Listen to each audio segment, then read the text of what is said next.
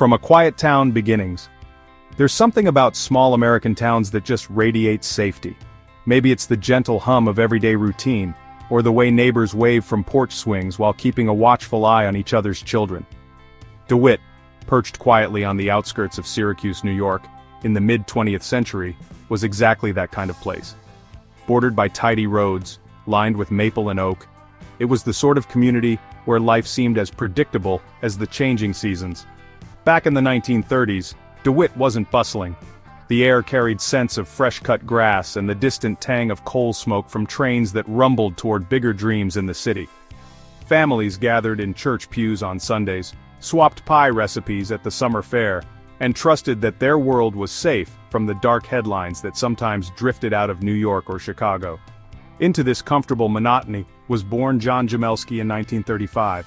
To a casual observer, his would have seemed an utterly average upbringing. His parents, blue-collar and proud, pressed the value of diligence and thrift into him. While other boys were chasing baseballs in the park or racing bikes down Main Street, John was tagging along to plumbing jobs or helping repair sagging fences. From an early age, he became known as a fixer, someone handy with a wrench. Quiet, a bit odd but harmless, people would later say. John's world revolved around family, chores, penny saving, and little celebrations like root beer floats and firefly hunts. There's a strangely comforting rhythm to mid-century American towns like DeWitt, a deep trust in tradition, a strong sense of belonging and knowing everyone's business. Behind every screen door, though, live stories nobody really knows. Some dreams, and sometimes, as it happened, nightmares no one could have predicted. There were no warning signs, no dark secrets whispered in the church hall or sudden bursts of violence. If you'd passed John delivering groceries with his father or returning overdue library books, you would have seen an average American kid, polite, even shy, the kind whose greatest rebellion, people joked, was buying a soda pop instead of saving the nickel. That's what makes it so chilling in hindsight. In DeWitt, neighbors prided themselves on knowing each other, and yet beneath that surface, in the shade of maple trees and curtains always drawn at dusk, a seed of darkness waited. John Jamelski was shaped by this place, by the Americana innocence of tidy streets and the hush of small-town nights. What grew unseen in a quiet town would one day shake the nation's faith in its own backyard security. A picture-perfect family. On the tree-lined avenues of DeWitt, the Jamelski household appeared as American as a Norman Rockwell painting. It stood as a neatly kept, modest three-bedroom home with a small flag fluttering near the porch and shaggy shrubs framing the brick walkway. There were bicycles leaning against the fence, evidence of 3 growing boys, and the scent of laundry soap drifting from a line on sunny afternoons. To the passerby, this was a quintessential family unit, quietly stacking blocks for the American dream. John Jamelski married his wife, a local elementary school teacher, in 1959, a match that, in the eyes of the neighbors, seemed not only respectable, but enviable. She brought with her a warmth that brightened the kitchen windows on stormy, upstate mornings, a patience perfected by years among classrooms of rambunctious children. John, with his steady hands and knack for fixing things, held down honest work as a handyman and carpenter. They pooled their savings, pinching every nickel, and with the birth of each son, their hopes for stability and modest prosperity seemed all the more attainable. Family routines were set to the rhythms of small-town America, pancake breakfasts on weekends, homework spread over the kitchen table, hymnals shared side by side in the church pews every Sunday morning. Holidays brought the aroma of roasted turkey and pumpkin pie wafting through the house, the sound of children's laughter echoing off wallpaper yellowed from decades in place. Photographs, faded but precious, covered the mantel. Christmas mornings, Little League trophies, smiles captured in slanting sunlight. Yet, just beneath this surface of togetherness, small cracks sometimes appeared, the sort everyone is quick to ignore in the hope that all will hold. John could be taciturn, occasionally retreating to the basement workshop for hours, seeking comfort in the neatness of his tools when the world above felt just a little too loud. His wife, ever gentle, shouldered more worries than she admitted, especially as she balanced the raising of 3 boys with lesson plans and PTA meetings. Still, disagreements were quiet, woven into a fabric of polite understanding so common in that era and region.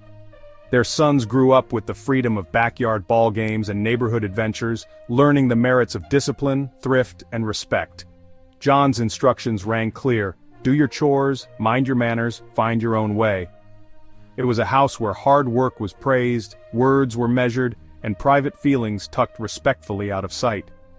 To outsiders, the Jamelskis lived by the book. Nothing suggested that behind these white lace curtains, any storm could ever brew. The neighbors respected John for his reliability and envied the seeming harmony of his family. Mrs. Jamelski, despite the weariness in her eyes some evenings, was quick to lend a hand or a cup of sugar. Birthdays were celebrated modestly but earnestly. Graduations marked with the kind of teary pride that softened even the most stoic. The Jamelskis, it seemed, were what everyone else aimed to be, a testament to the quiet triumph of ordinary American family life. But as is so often the case, no family portrait reveals all that lies within the frame. Just as the town would one day learn, even the brightest windows can conceal the deepest shadows. The birth of a twisted plan. It started quietly, almost invisibly, as the evening shadows lengthened across DeWitt's tree-lined avenues, and John Jamelski's routines began to slip, ever so slightly, out of step with the world around him. For decades, he had lived as the fixer, the neighbor who adjusted a leaking faucet without being asked, who could be counted on to repair a squeaky fence or straighten a loose shingle. But beneath this layer of ordinariness, a different current had long been swirling. One fed by isolation, unmet needs, and the kind of fetishes that fester in locked rooms. By the late 1980s, John was a man defined by a veneer of order. His tools meticulously arranged, his finances quietly compounding into a fortune, his home tidy to the point of obsession. His wife's health was beginning to deteriorate, and with each hospital visit or hushed conversation, the emptiness at the heart of the house seemed to thicken. Their sons, now nearly grown, filled the rooms less frequently. For many this would be a familiar chapter, an empty nest, midlife anxieties, a quietly simmering loneliness. For John, however, the silence became an incubator for obsession. The seeds of his warped plan were watered by sleepless nights and the anonymous comfort of tabloid stories, police reports, and the occasional tale whispered at the bar about people who simply disappeared.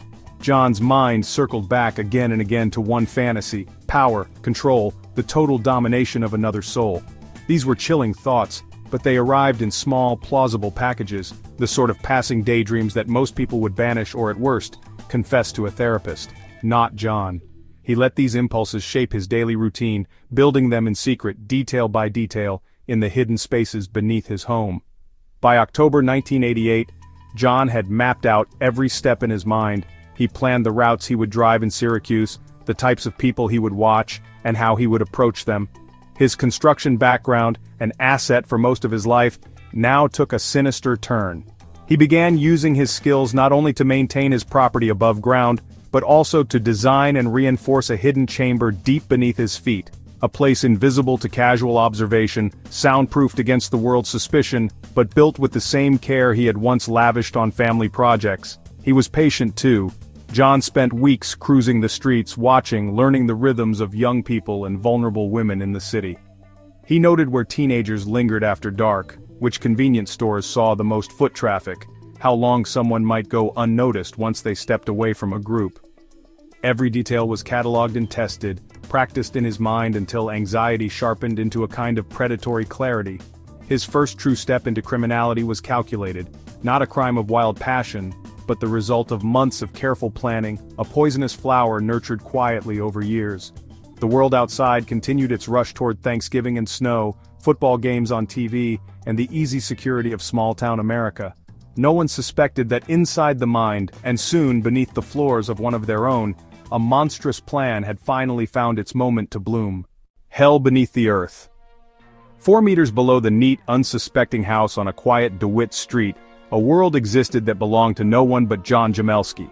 Kirsten, barely 14 and not yet shed of her childhood, was the first to truly enter this abyss. Jamelski himself had meticulously planned and built this secret cellar over months. Windowless, soundproof, a bunker designed as much to conceal horror as to survive a siege.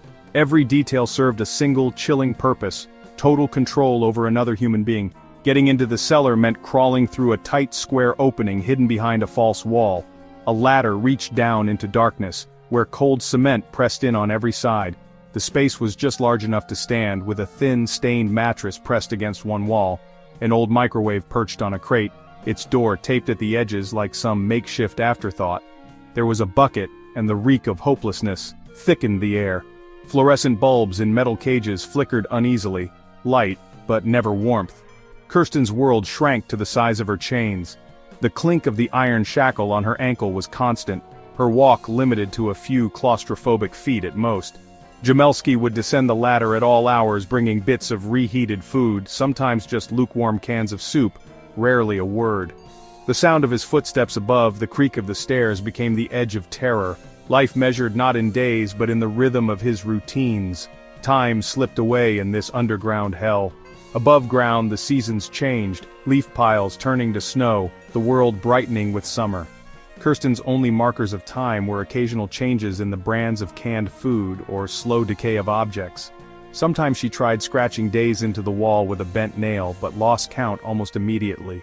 Hope became a flickering shape, sometimes just the memory of sunlight on her skin. Every night was a battle not with monsters imagined, but with loneliness and dread. There were times Jamelski would force a radio into the room, tuned to static, as if to suggest the world above still existed.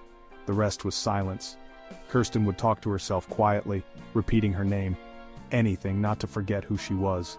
In the worst moments, she wrote notes in her imagination to her parents, promising she was alive and still trying. This was the hell John Jamelski designed. A place where people lost sense of time, safety, and sometimes even self. The concrete walls didn't just muffle sound, they erased hope. For Kirsten and for those who came after, this cellar beneath the earth stole more than their freedom. It turned survival itself into an act of pure will. Brutal repeated actions. With the bitter chill of upstate winters melting into soggy springs, time flowed forward on the surface. While beneath it, John Jamelski's appetite for control and cruelty grew bolder. He had crossed a threshold. The abduction and extended torment of Kirsten was not a singular burst of darkness, but the opening act in a cycle he was now incapable of breaking.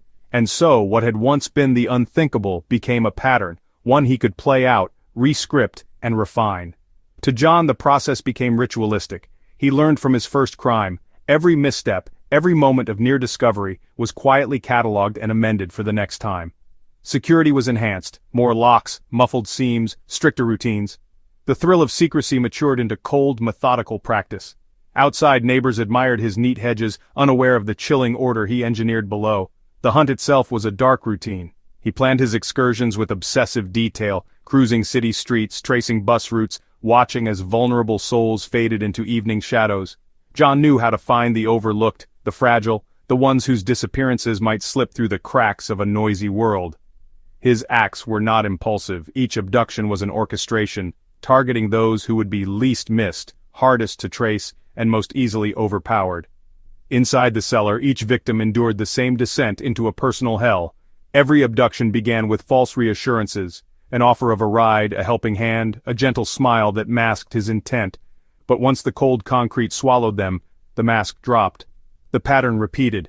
Chains, deprivation, isolation. Letters were coerced, stilted assurances to desperate families, each line scripted by John's need for indulgence and power. The cruelty was not only in the physical captivity but in the psychological dance.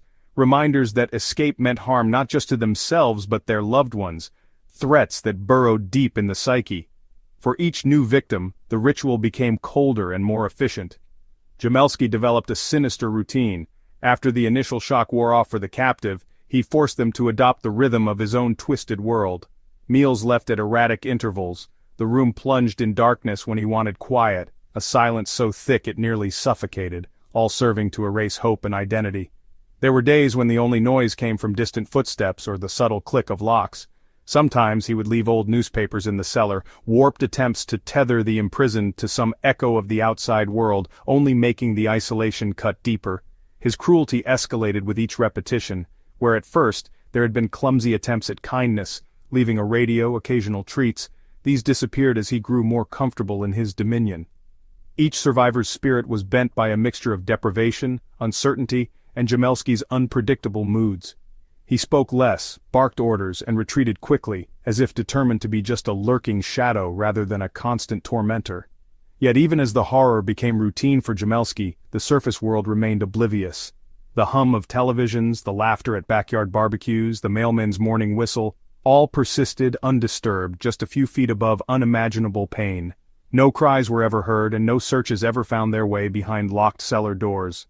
Jamelski had perfected his pattern of brutality, and so, beneath the ordinary evenings in suburban DeWitt, acts of savagery played out again and again, stitched with chilling precision into the fabric of an unsuspecting town. The relentless kidnapper. As the calendar shuffled from season to season, John Jamelski's dark urges only sharpened, growing bolder with each careful, catastrophic crime. The world above his basement continued in its gentle routines, parents hustling children to school, neighbors tending summer gardens, the faint sound of baseball on the radio drifting through open windows. Beneath it all, unseen and unsuspected, John roved the city streets as a predator in plain sight, ever more practiced, ever more ruthless in his selection of victims.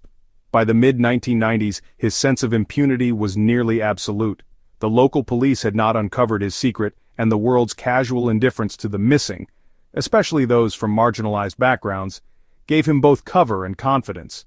He was, at once, a ghost and a fixture, quiet, unremarkable, the sort of man who could leave a hardware store with a trunk full of locks, duct tape, and canned soup without a single soul giving him a second look. It was in 1995, on an ordinary autumn afternoon, that Jamelski found his next target. He drove slowly, scanning groups of teens near the mall, pausing at intersections to observe. He knew exactly the sort of girl he was looking for, someone on the periphery, maybe a little too trusting or distracted, maybe with home trouble, maybe no one would notice her gone for a while. When he saw her, a girl with hair covering her eyes, uncertain as she walked to the convenience store, he felt the familiar flutter of anticipation, a thrill that mingled with disgust in the pit of his stomach. He offered her a ride, promising money for a quick job, his tone kind and almost apologetic. Trust was his first weapon, and innocence his preferred prey. Inside his car, he made practice small talk, manipulating, disarming, careful never to show the darkness lurking inside. Once they reached his home, the transition from normalcy to nightmare was seamless. The girl realized too late, trapped as she descended into the windowless chamber below, chained in the stifling dark. This time, Jamelski's rituals had evolved. There were new locks, borrowed ideas from true crime stories he'd read, and a stricter routine. He learned from every error, correcting weaknesses in his methods with chilling precision. 15 months.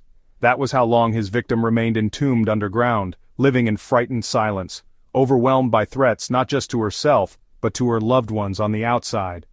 Jamelski made it brutally clear, any attempt to escape, any whisper to the world above, would result in unimaginable consequences for her family. The isolation, deprivation, and relentless psychological warfare ground down resistance. Within weeks, the captor was no longer a stranger but a daily shadow, a force of arbitrary routine and omnipresent terror. Throughout her captivity, the girl's days were measured in the scrape of iron against concrete, in sporadic flavorless meals, and the hum of fluorescent lights that never quite banished the gloom. Jamelski's cruelty was rhythmic, predictable in its unpredictability. Some days, silence for hours, other days, brusque questions or commands. Occasionally, an old newspaper or battered radio was dropped into the cell, but these shallow gestures only deepened her despair. Outside, months rolled by, with snow blanketing the world and then thawing into spring, her disappearance barely a ripple in the surface calm. With every success, Jamelski's habits and patterns ossified. He monitored local news, gloating at the lack of progress or urgency in the missing persons investigations. Inwardly, he was meticulous, cleaning his car after each abduction, keeping his property's boundaries fastidiously neat, maintaining the veneer of an unobtrusive neighbor. His double life became an internal calculus, balancing his need to blend in with his sustained appetite for domination and secrecy. His emotional detachment became more pronounced. He interacted less with the outside world, drifting from the few remaining family ties, isolating himself within his routines. On the rare occasions he appeared at church, his handshake was dry, his smile thin, his conversation brief and forgettable. Even his home, once lively with the clatter of children and the warmth of shared meals, became a fortress, silent, fortified, focused solely on preserving his monstrous secret. Jamelski's selectivity in victims was both practical and depraved. He gravitated towards girls and women who, by circumstance or design, existed at the fringes, runaways, immigrants, the poor, those entangled in troubled homes, or even substance abuse. He convinced himself that these women would not be missed with any real urgency, that their pain would remain invisible, that the world was complicit in its neglect. In this way, he justified his crimes to himself, separating his monstrous acts from the ordinary world he still inhabited. Even as fear coursed through the community each time another girl vanished, Jamelski watched with cold amusement. He saw police drive by shaking heads skeptically at parents' pleas, and he knew their search was often underfunded, short-lived, derailed by bureaucratic inertia or prejudice about the victim's background. The system's failings gave him all the encouragement he needed to continue, and as the years rolled forward, so did his reign of terror. Inside the basement dungeon, the mechanics of suffering became ever more impersonal. Jamelski stopped even pretending at compassion. Where there might once have been half-hearted attempts at conversation or the feigned concern of a captor checking in, he now moved like a warden, introducing stricter rules, harsher orders, and longer periods of deprivation. In his mind, he was not just capturing his victims. He was erasing them, writing his own rules on blank slates. Evidence rejected. Time and again, the walls of the justice system that were meant to protect the most vulnerable instead seemed to absorb their pleas, leaving survivors unheard in a maze of bureaucracy and prejudice. For the young women and girls who somehow emerged from John Jamelski's underground prison, approaching the authorities wasn't just a desperate reach for help. It was an act of tremendous courage against invisible barriers. But what awaited them wasn't the open-armed support that every victim deserves. Instead, they were met with suspicion, indifference, and a barrage of implicit judgment. Each survivor's story began with trauma and fear, but those emotions soon gave way to frustration once they faced law enforcement. Officers would look down at battered hands and haunted eyes, then scan the details that filled their reports. A runaway from a group home, a girl with a past tainted by substance abuse, a woman from another country with broken English and little social support. These facts, meant to provide context, instead acted as silent accusations. Police would ask the same questions in a dozen different ways. Where were you really? Why didn't you fight harder? Are you sure you're telling the truth? The subtext was clear. Prove to us that you're the kind of victim worth saving. Kirsten, John's first long-term captive, tried to explain where she had been, what she had suffered in that breathless silence beneath steel and concrete, but when the officers had finished taking her statement, the missing posters stayed up. She'd run away before, and her word alone was judged unreliable. The unthinkable, a hidden chamber just blocks from her own neighborhood, was simply too much for the imagination. It was easier to believe a girl had wandered off on another lost adventure than to accept the possibility that a predator had built a prison beneath his feet. Tina, an immigrant working long hours to send money home, faced the same invisible wall. She arrived at the police station exhausted and shaking, clutching a paper cup of coffee in one hand, trying desperately to give shape to her ordeal in halting words. The officer behind the counter tapped his pen, eyes darting to the clock, as if time spent listening to Tina's broken English was time wasted. When she described the cold, windowless room, the chains, the threats, the endless days underground, the skepticism was almost palpable. "Ma'am," the detective would sigh, flipping through her file, "you understand you have no witnesses? Now we're going to need more than just your word. Do you recall the license plate? Can you describe the man exactly? Are you sure nothing about your memory is confused?" Tina's answers, offered in a voice trembling with fatigue, only seemed to feed their doubt. Maybe she'd hallucinated. Maybe she was covering for something, an affair, a debt, a shame she didn't want to admit. On the forms, the details were reduced to checkboxes: immigration status, unstable housing, history of substance use. With each tick, her credibility seemed to fade a little more. For Jennifer, a young woman still reeling from the effects of drug dependency, the outcome was cruelly familiar. When she ran from Jamelski's house and made her way, barefoot, disoriented, desperate, to the nearest payphone, she dialed the police with trembling fingers. The operator's voice was all business. By the time the officers arrived, Jennifer's story had already been quietly compartmentalized: another addict in trouble, another unreliable narrator. Her confusion about the exact address, her misidentification of Jamelski's car, the fog of withdrawal hovering over her words, all served to undermine her truth. The officers nodded, thanked her for her time, and moved on. This wasn't just a failure of process, it was a moral failing, one that rippled outward through the community. Those tasked with justice started to conflate vulnerability with untrustworthiness, treating the circumstances that made a victim susceptible as evidence against her character. The system, built on the principle that everyone deserves protection, became in practice a fortress, one with doors that opened only for those deemed sufficiently blameless, sufficiently respectable. Jamelski saw these gaps. these places where compassion was replaced by skepticism, and he exploited them. He learned to identify those on the margins, the girls and women whose stories the world was already too ready to dismiss. He chose victims who seemed invisible, girls who would be written off as runaways, immigrants no one expected to be around for long, women whose struggles with drugs or poverty made them easy scapegoats for their own disappearance. He didn't just hide his crimes, he buried them beneath layers of stigmatization and disbelief. Families of the missing fought their own lonely battles for answers. Parents and siblings gathered photographs, scoured neighborhoods, and posted flyers in grocery stores and laundromats.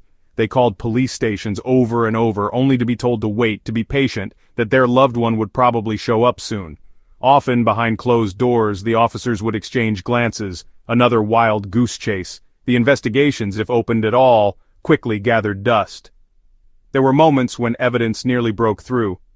In the aftermath of Jennifer's escape, a few diligent officers considered the possibility that her account contained grains of truth that demanded further scrutiny. But with no physical evidence, no witnesses other than Jennifer herself, and nothing to link her experience directly to John Jamelski, the case stalled out. Meanwhile, Jamelski continued his grim work right under their noses. His secrets secured not by ingenious cunning alone, but by the inertia and myopia of the very people who should have been closing in on him. Time passed, and the cycle repeated. Jamelski's ability to evade investigation was a scathing indictment of institutional indifference. His victims' attempts to seek justice became little more than rumors, cautionary tales told between friends about the dangers of talking to police, about the futility of standing up when your past made for an easy target. Jamelski, in his solitary vigilance, watched the news, noted with grim satisfaction as cases slipped off the front page and then out of memory.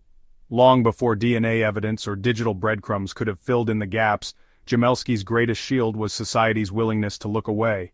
It was an indictment writ large.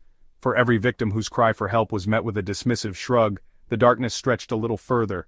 Even as the missing posters faded in store windows and police files gathered dust, the real tragedy, one that could have been averted, remained buried beneath prejudice, red tape, and the inertia of a system determined to protect only the most pristine. In the end, it was not a dramatic detective breakthrough or a sudden wave of civic courage that brought John Jamelski to justice. It was the persistence and desperation of a victim who, despite the odds, seized a sliver of opportunity and forced the world above to confront the evil below. But if those first voices had been truly heard, if the evidence so callously dismissed had been recognized for the lifeline it was, Jamelski's reign of terror could have been cut short. Instead, his crimes, and more tragically, his victims, suffered the double horror of pain and disbelief, all because justice chose time and again to turn a blind eye. List of victims prolonged. From the outside, the story of John Jamelski's crimes may seem oddly episodic. A series of disappearances stretching over decades, each tragic but compartmentalized in the town's memory. Yet in reality, his list of victims grew silently, almost methodically, etched not only by names on missing persons reports or fleeting news broadcasts, but by the raw, irreversible trauma each survivor carried away from that underground cellar. The timeline of Jamelski's victims is more than a bacchanal of darkness. It's a shadow that lengthened year by year, consuming the lives of girls and women from an array of backgrounds, each brought together not by fate, but by the calculated predation of a single man who trusted no one would ever connect the dots. The first victim, Kirsten, was barely beyond childhood. Her name would eventually surface in police files, but only after surviving a torment that would return to her in nightmares for years. Her disappearance at first was noted with a few flyers, a mention on the local news, a community sighing, "Surely she'll turn up somewhere safe."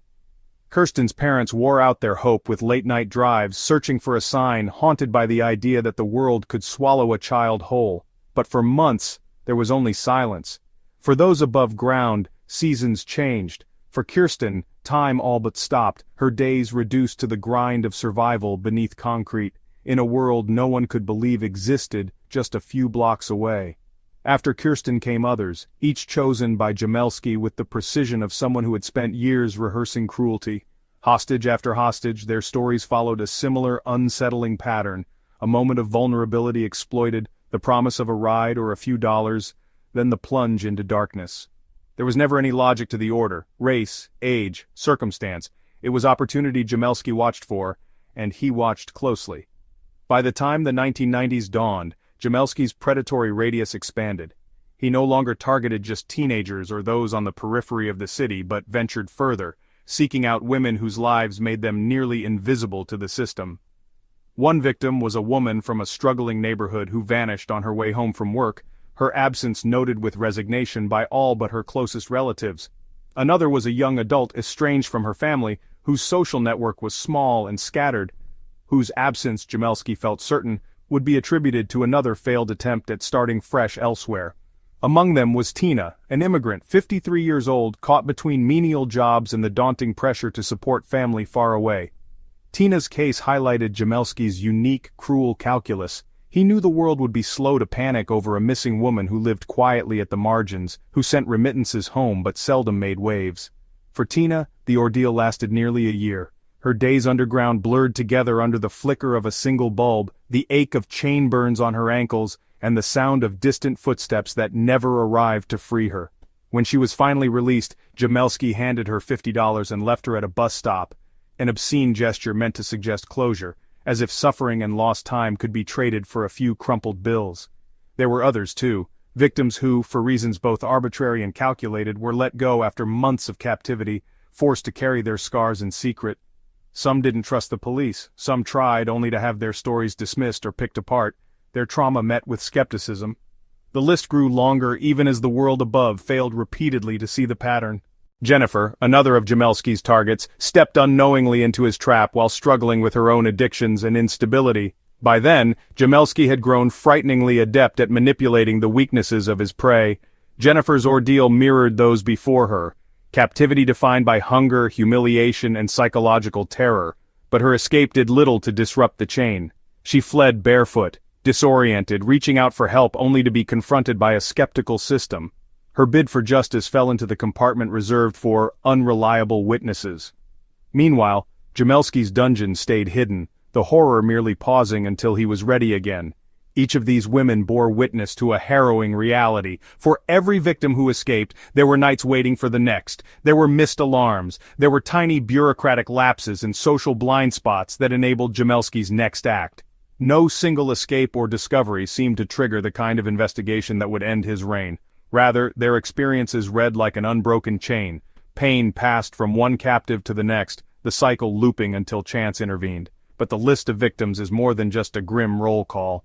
Each name sheltered an entire world lost, the laughter that dimmed, relationships that fractured, plans abandoned under the weight of memory. Families grieved not just the lost time, but the slow immersion of their loved ones into a silence they couldn't breach.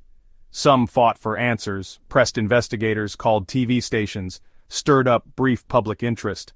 Others learned quickly that pleading into the void meant exposing themselves to more pain, prejudice, accusation, or worse, the indifference of a society unwilling to reckon with the reality hiding in its midst. There's a tragic pattern in how the community absorbed each disappearance. For a few days, concern might spike, flyers stapled to telephone poles, neighbors sharing theories over backyard fences, church prayer chains whispering names on Sunday. As weeks slipped by, concern turned to resignation. Some missing persons posters faded in the rain and were replaced by new faces. Some names simply stopped being mentioned at all. Life goes on, people said, not out of cruelty, but out of a helplessness that became a kind of communal survival strategy. In this fog of silence, Jamelski operated with confidence, adding to his list while the world looked elsewhere. By the time Jamelski was at last discovered, the number and diversity of his victims shocked even the most seasoned investigators.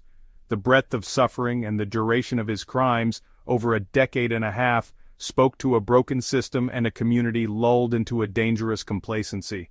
The names and stories, once private agonies, were finally drawn into the harsh light of public reckoning. But for many, vindication came too late. The emotional, psychological, and physical scars left by the years in hellish captivity became the defining chapter of the victims' lives, outlasting even the detective work and courtroom verdicts that followed. The growing list of Jamelski's victims is not just a footnote to an infamous case.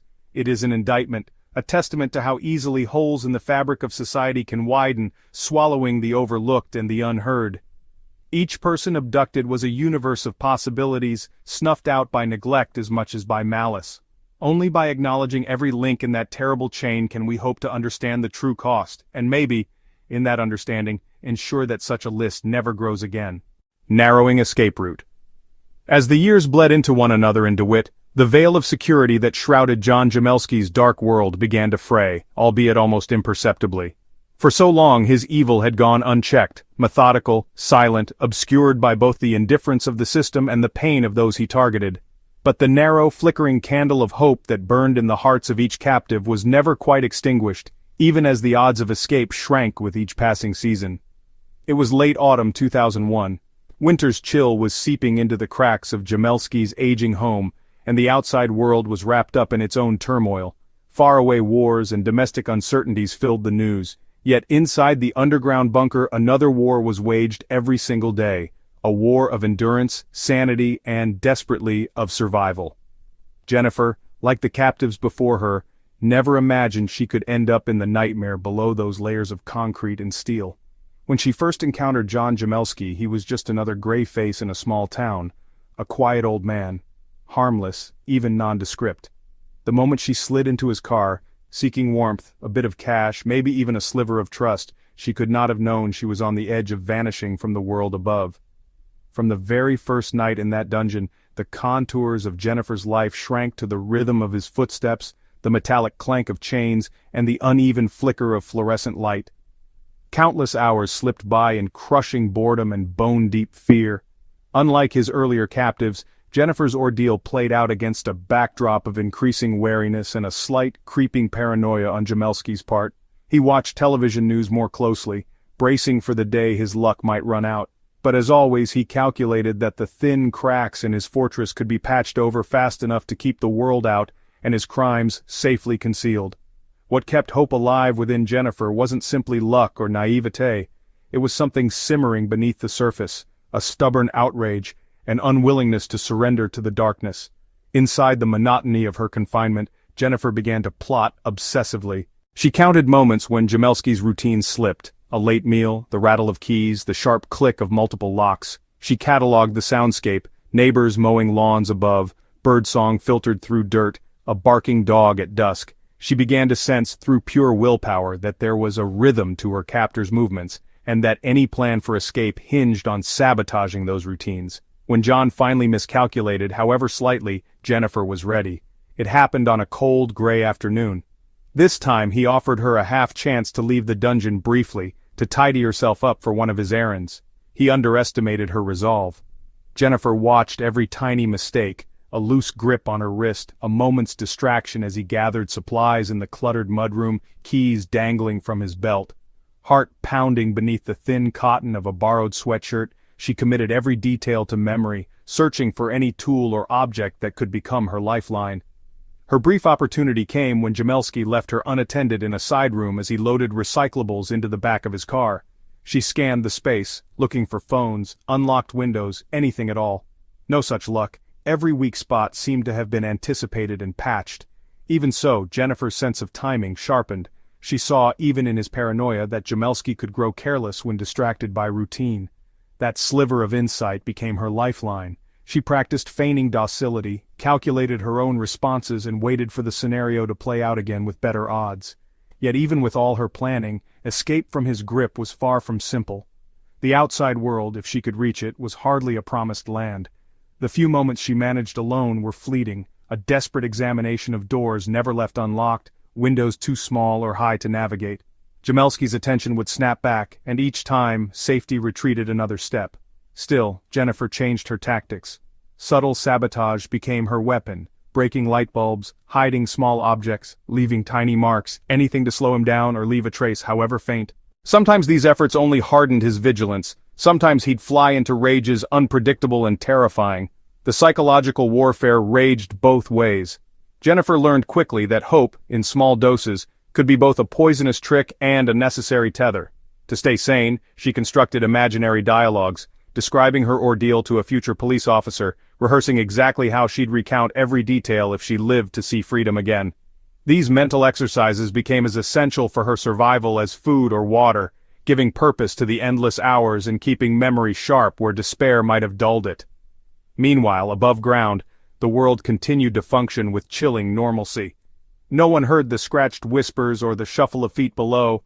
Neighbors raked their leaves, the postman delivered mail, and the police conducted routine patrols along streets that might as well have been a world away. For Jennifer's loved ones, the frustration of her disappearance was a gnawing ache.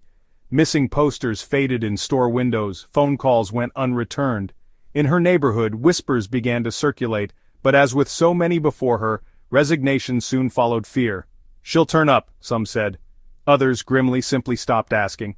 The authorities, as in earlier cases, found themselves stymied by a string of misdirections and limited leads. Jennifer's troubled history, her brushes with addiction, her uneven work record, made police treat her case as yet another statistic rather than an urgent mystery. The narrow path for these cases to be taken seriously was already winding and overgrown. Jamelski seemed to sense this. The longer he remained undetected, the more emboldened his actions became, despite the occasional slip in discipline that Jennifer so desperately hoped to exploit. And so, the walls appeared to close in on both sides. For Jamelski, the narrowing path meant an increasing paranoia, adding new locks, double-checking boundaries, sealing up every source of vulnerability. For Jennifer, it was a path that demanded exhausting vigilance, a balance between submission and subversion. Each day resembled the last yet carried new, barely perceptible changes. She measured time not in hours but in minor variations. A new item in his grocery bag, a different mood in his voice, a strange sound outside at dawn. Every so often a flicker of hope would re-emerge, the neighbor's dog barking incessantly, a police siren faintly in the distance, the echo of children's laughter leaking through a basement window.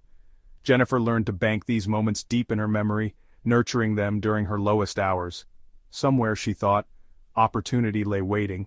In the repetition of routine, in the rare moment Jamelski's guard dropped, in her own unwavering refusal to accept invisibility as her fate.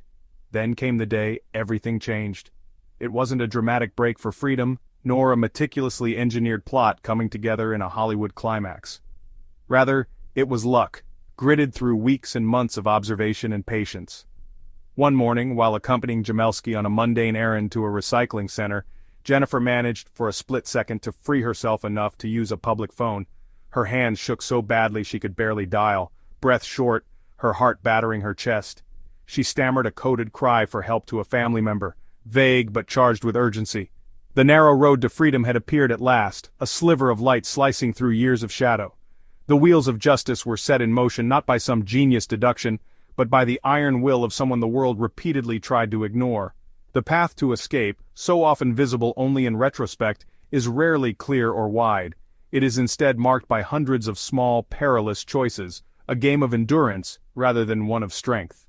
For Jennifer, and for all those who came before and after, each day was a step on that narrowing path, a testament that even in utter darkness, the stubborn ember of hope can sometimes catch and blaze the way to salvation. The end of a dark chapter. For John Jamelski, the decades-long routine of absolute secrecy and cold-blooded control seemed indestructible. But in the spring of 2003, his carefully constructed world finally began to unravel. The catalyst came in the most unexpected form. A teenage girl named Micah, young enough to still believe in improbable hope, old enough to make the most of a fleeting opportunity. Jamelski's final abduction echoed the patterns of his earlier crimes, but the shifting undercurrents of his life had made him careless. He studied the world from behind blackout curtains and an ever-growing stack of news clippings, yet the outside had changed since his first captives disappeared. Cell phones had become common at payphones. Missing persons investigations, though still flawed, showed faint glimmers of new sensitivity. People were warier, gathering details, poking at each other's lives with questions that once would have been considered rude. The community, though dulled by routine disappearances, was less quick to dismiss the panic of another missing teenager. For Jamelski, whose confidence grew in the silence left behind, the world was no longer quite as oblivious as he believed. In October 2002, Micah was lured with the promise of easy cash. She vanished without a whisper. Another name soon to blend in with the others stuck to the precinct bulletin board, another mournful face fading from a milk carton. But Micah, unlike many before her, resolved to remember every detail, which turns the car made, what the inside of the house smelled like, the pattern of locks and the sounds overhead. For months her world shrank to a threadbare mattress, the flicker of dim bulbs, and the monotony of terror-infused routine. She listened alertly to Jamelski's footsteps, mapping every tremor in his routine and searching for cracks in his calculated indifference. Above ground, Micah's family refused to let her absence dissolve into the background noise of suburban anxiety. Her mother pressed the police for action, haunted local shops with flyers, and scanned every unfamiliar car. It was their unrelenting hope, coupled with Micah's inner defiance, that formed the thin thread tying her to salvation. Down in the cellar, hope was a dangerous luxury, but Micah nursed it like a secret flame. Every attempt at kindness on the part of her captor was dissected for its real intent. Was it a moment of weakness, or a trap? As the gray months passed and winter's freezing winds gnawed at the foundation above her head, she sensed a flicker of nervous energy in Jamelski. His routines became sloppier, occasional oversights in his words, tremors in his usually steady hands. The caution drilled into him over years seemed compromised by fatigue, paranoia, and the mounting complexity of hiding an ever-growing web of lies. Each error, however slight, added fuel to Micah's conviction that there might be a way out.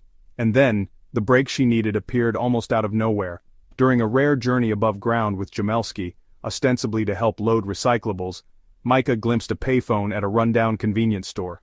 She managed to break away for a moment as Jamelski fumbled with bottles and cans, her heart slamming in her chest. In those precious seconds she dialed her family, breathlessly giving just enough information to convey her captor's identity and a vague sense of location before being yanked abruptly back. It was a gamble, and Micah knew it, but it was also the first real glimmer of light she'd seen in ages. The chain of events that followed was almost cinematic in its intensity. Jamelski returned home, momentarily oblivious to Micah's desperate call, while her family, shocked but galvanized, leapt into action. They immediately contacted the authorities, providing the sketchy information Micah had managed to relay.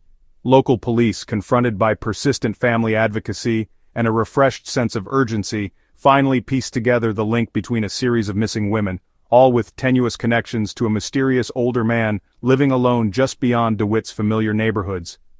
As officers closed in, Jamelski's famed composure began to crumble.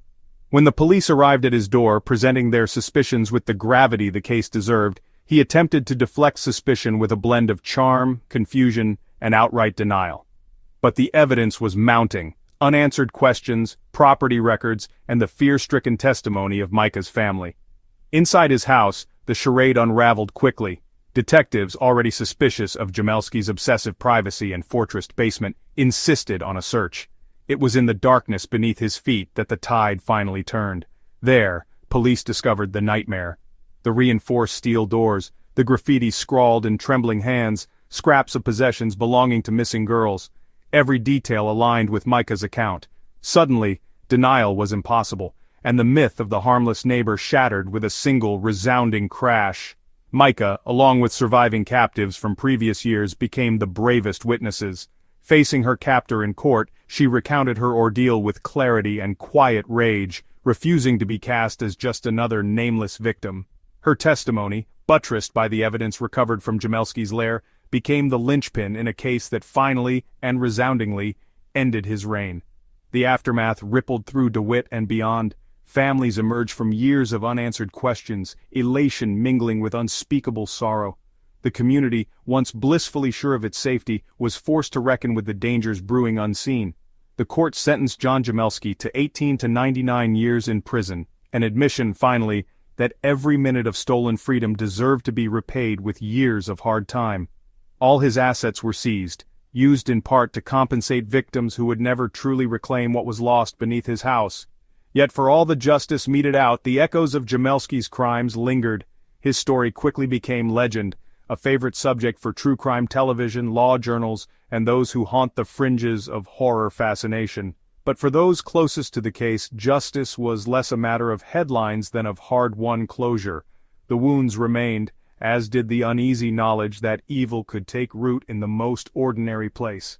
In the end, the fall of John Jamelski was defined not simply by his capture, but by the fierce resilience of the people he once presumed too broken or too invisible to ever see the light of day again. Incontrovertible evidence. The unraveling of John Jamelski's reign of terror, the years of meticulously hidden cruelty, did not come via a confession or a single eyewitness account, but through the slow, methodical gathering of physical evidence so damning, it could not be wished away or denied. The moment law enforcement descended into his fortress of secrecy, a flood of tangible proof emerged that forever destroyed his carefully safeguarded facade. It began quietly. Detectives, armed with only a few fragments pieced together from months-old missing persons reports and the shaky voice of a recent survivor, approached the Jamelski house on a nondescript afternoon. The exterior, as always, betrayed nothing. A layer of fresh paint, a swept porch, hedges clipped with almost neurotic precision. But beneath this mask of order lay something more disturbing than anyone could have guessed. The first obstacle was entering the interior. Jamelski greeted the police with a composure born of years of practice. He feigned confusion, then mild annoyance, his voice measured, attempting to steer conversation toward irrelevancies. "My wife's in poor health," he murmured at one point, gesturing vaguely at a framed photograph. "I don't know what you're talking about." When officers pressed for a search, citing probable cause based on the victim's testimony and repeated statements about the house's hidden spaces, Jamelski wavered just a fraction. That hesitation triggered suspicion.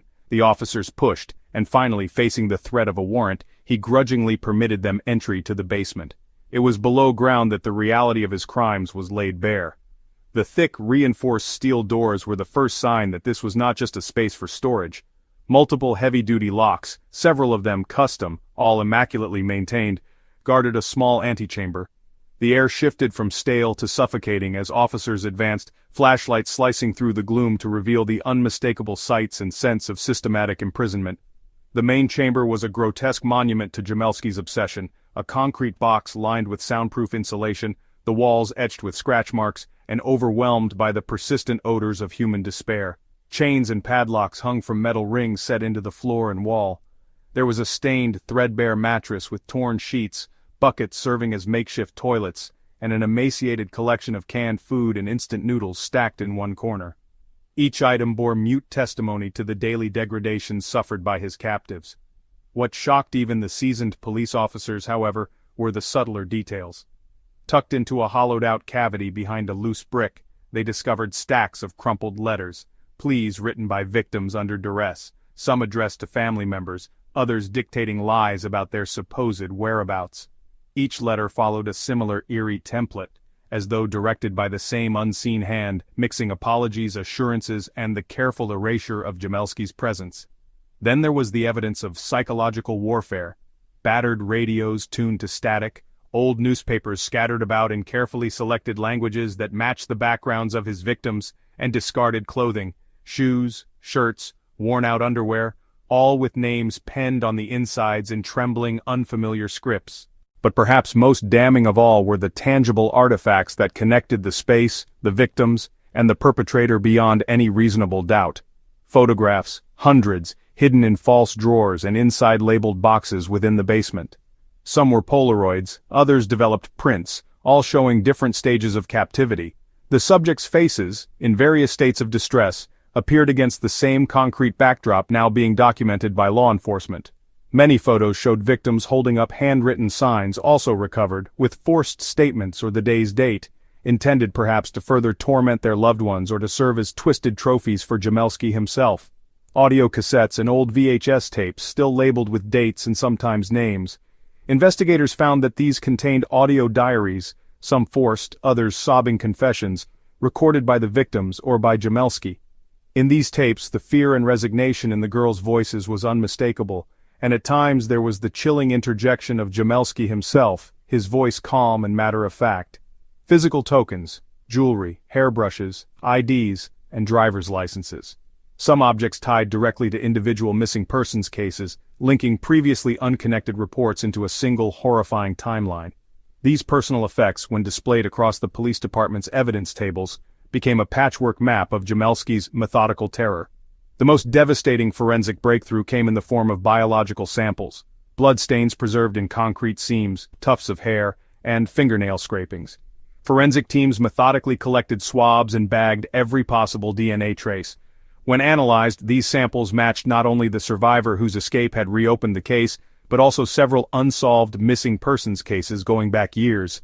The evidentiary chain was now ironclad. On the hidden desk in his makeshift study adjacent to the dungeon, Jamelski's handwriting appeared in ledgers and journals. Here he meticulously recorded dates, coded references to visitors, and cryptic notations about routines, punishments, and his own emotional state. These records, once deciphered, aligned chillingly with both victim accounts and the physical evidence in the bunker. Police further unearthed a collection of household receipts tied to specific items used in the crimes: chains, padlocks, soundproofing foam, and even receipts for bulk sanitary supplies. The time-stamped nature of these purchases painted a picture of calculated preparation and cold intent. Jamelski hadn't simply seized opportunity. Every atrocity was foreshadowed by dozens of trips to hardware stores, each purchase chosen with an eye toward control rather than comfort. One of the most haunting items discovered was a crude calendar, hand-drawn on yellowing notebook pages tacked to the inside of a locked cabinet. Marked days, cryptic codes, and initials gave grisly insights into the duration of each victim's imprisonment. The calendar's columns listed arrivals, releases, and even gifts, entries that would later be cross-referenced to identified victims. Each date correlated disturbingly well with periods where a girl had been reported missing and, in some cases, miraculously returned with stories dismissed as delusional or unreliable. The scene was punctuated by seemingly minor details that combined wove a complete and damning narrative. Multiple sizes of women's shoes lined up with military precision, a stack of elementary language workbooks and printed directions in different languages, a reflection of the backgrounds of Jamelski's diverse array of victims. This was escapable only by willful ignorance. There was no plausible function for these items in a home occupied solely by an elderly man living alone. Forensics teams spent days combing through every inch of the lair, careful not to disturb even the smallest bit of possible evidence. They found hair strands entangled in duct tape, fingerprints layered atop one another on door handles and locks, and deep fingernail gouges in the wooden beams near the exit, a silent record of desperate escape attempts. Investigators also cataloged bins of children's and women's clothing, none of which belonged to any known resident of the house. Mixed in with these were personal mementos, lockets, hair ties, watches. Some objects were later positively identified by relieved but devastated family members, providing much-needed closure, yet simultaneously opening wounds long thought to be scarred over. Jamelski's near-obsessive compulsion to keep records ultimately doomed him. The discovery of ledgers and daily logs inside locked metal boxes uncovered additional layers of evidence. He documented not only daily activities but also coded references that revealed part of his mindset. Pages included acquisition days, corrections, and veiled threats, coldly clinical language masking horrific realities. Altogether, the pattern rendered any defense of forgetfulness or confusion utterly impossible. Supplementing the physical discoveries, law enforcement summoned a procession of prior victims, witnesses, and forensic investigators to testify to the authenticity of the evidence, each account reinforcing the unbroken chain linking Jamelski's actions to the scars borne by a host of courageous survivors. Defense attorneys were confronted with a mountain of evidence that could not be cross-examined away. Objects found exactly where multiple victims described, genetic markers linking the seemingly unconnected, and timelines supported by Jamelski's own notes. Notably, in the aftermath of the raid, the media was invited to view select portions of the dungeon. Investigators, eager to demonstrate the weight of their findings, allowed local journalists a brief tour, further ensuring a permanent public record. Photos of the underground cell's concrete walls, graffitied with desperate messages, initials, scratch dates, and even pleas for help carved behind a loose panel, were soon front pages news. The public, previously content with whispers and rumors, was forced to confront the chilling reality in their own backyard. The chain of evidence also extended outside the house. Surveillance tapes from local stores confirmed Jamelski purchasing various incriminating supplies over the years. Neighbors came forward recalling odd deliveries or late-night construction noises. Garbage bags found in the alley behind his house contained items tied directly to missing persons reports, torn clothing, burned notebooks, and fast food wrappers inscribed with names victims once used. One piece of evidence that resonated deeply with the jury, and eventually the public, was a series of craft projects, origami cranes, woven bracelets, and crude figurines fashioned from scraps found in the cell. For forensic psychologists, these became evidence not just of presence but of the desperate need to create, to leave a mark as proof I was here. Victims' DNA, hairs, and fingerprints were embedded in these items, providing yet more proof of their long, torturous captivity. The prosecution's closing presentation to the court was a tableau of undeniable horror and relentless documentation. Objects recovered from beneath the floorboards displayed alongside their story, each meticulously catalogued and aligned with victim testimony. There was no room for doubt. The sheer volume and specificity annihilated any pretense of reasonable doubt, and the visual impact on the jury, seeing names, faces, possessions, and handcrafted relics, was profound. In the aftermath, criminal investigators and the public alike marveled at the duality of Jamelski's persona. The same man who clipped his hedges plumb, who waved from across the street, had engineered a labyrinthine system of locks, hidden compartments, and catalogued evidence right beneath his neighbor's feet. The sheer scale was staggering. He had built more than a cellar. He'd constructed a world designed specifically for domination, concealment, and the erasure of other human beings' agency. Perhaps most chillingly, the evidence as a whole demonstrated an evolution of cruelty, a learning curve that was visible across the years. Early records and artifacts were less sophisticated, but as time passed, the apparatus of captivity grew ever more complex and self-assured. Jamelski had tested, adapted, and perfected both his methods and his means of obscuring the evidence, until, inevitably, the burden of proof grew too massive to be contained. Discussions among law enforcement and legal observers repeatedly circled back to one theme. If not for the thoroughness of the physical evidence, Jamelski's crimes, committed quietly in the shadowy margins of society, might never have been truly believed. The prejudice and skepticism his victims so often encountered would have prevailed, consigning their testimony to the same silence that kept them captive so long. But hard evidence spoke where stigma and doubt held sway. It corroborated stories once dismissed as delusions, tying years of unsolved disappearances to the same sinister hand. In the final tally, the evidence was more than a means to an end in court. It bore the heartbreaking weight of the lives forever altered. It became the collective voice of those who suffered, a reckoning that, once unearthed, demanded acknowledgement, justice, and change. For John Jamelski, the proof of his guilt was so absolute, so woven through with the very fabric of his secrets, that denial was no more possible than erasing the years of pain he left behind. Judgment and aftermath. The sentence that finally marked the end of John Jamelski's reign did not come with cheers or applause. Justice, in cases so dark and protracted, is never a clear line. More often, it is felt as a tremor of relief mixed with the ragged edges of loss that may never fully be smoothed. When Jamelski was brought before the court, the proceedings had the somber air of a reckoning long overdue, a courtroom packed not just with legal professionals, but with survivors, families, weary law enforcement officials, and local media eager to see evil forced at last into the light. The trial itself was a marathon of testimony and evidence, as each piece of Jamelski's hidden world was unveiled before the jury. For many of the survivors, facing their captor in person, recounting their stories under oath, was as grueling as the ordeal itself. Anxiety hummed through each witness, the fear that their voices so long suppressed or ignored might again be dismissed. Prosecutors meticulously presented the evidence. Crime scene photos of the makeshift dungeon, steel chains and padlocks, dirty bedding, scattered remnants of daily life underground. Each survivor's testimony corroborated the nightmare, giving form to a horror that was no longer just rumor or fantasy. Forensic experts, social workers, and detectives traced the steps of the investigation, showing how Jamelski's pattern was allowed to continue by a blend of cunning and institutional oversights. Family members spoke with the frail hope that their loved ones, though forever changed, might finally find peace in being believed. The judge's instructions to the jury were stern and solemn, a reminder that their decision was not just about one man's guilt or innocence, but about the value the community attached to every life crossed by tragedy. When the verdict was read, guilty on 5 counts of first-degree kidnapping and related charges, there was no triumphant outburst in the courtroom, only quiet sobs and an exhale that seemed to come from somewhere deep within the building's old stone walls. The sentence itself, 18 to 99 years, was as close to justice as the system could offer for so many years stolen. Yet as Jamelski was led away, still inscrutable behind thick glasses, the room pulsed with the knowledge that closure for most would not be written in legal documents or by courtroom drama.